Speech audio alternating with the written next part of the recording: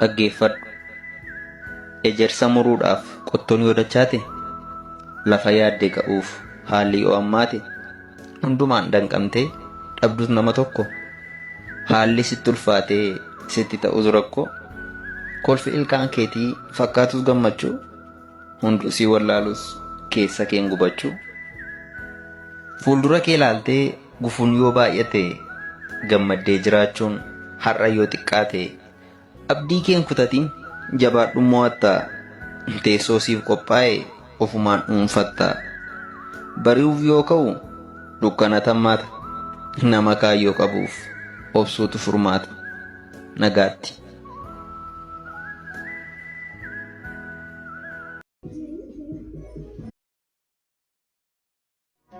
Galaanni darbuuf kaatu kofalchiisaas nyaata. Namni yeroof si jaalatu booda si galaafata. Nama kijibaan bishaan qulqulluu si obaaserra, nama dhugaa sitti dubbatee dheebuun si galaafate wayya. Ilaame akka gootu nama takka yoo onneen kee dhugaan jaalate, haga jaallattu san muraasa malee hundatti himin. Sababni isaas ati isaaf jecha miidhamuu kee barraan luka. Dhaggeeffadhu. Ejersa muruudhaaf qottoon yoo dachaate, lafa yaadde ga'uuf haalli yoo ammaate, hundumaan danqamtee dhabdus nama tokko, haalli sitti ulfaatee sitti ta'us rakkoo, kolfi ilkaan keetii fakkaatus gammachuu, hunduu sii wallaalus keessa keen gubachuu.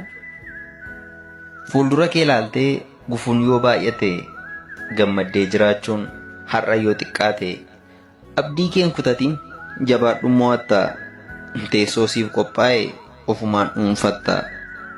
Bari'uuf yoo ka'u dukkana tammaata, nama kaayyoo qabuuf obsuutu furmaata. Nagaatti.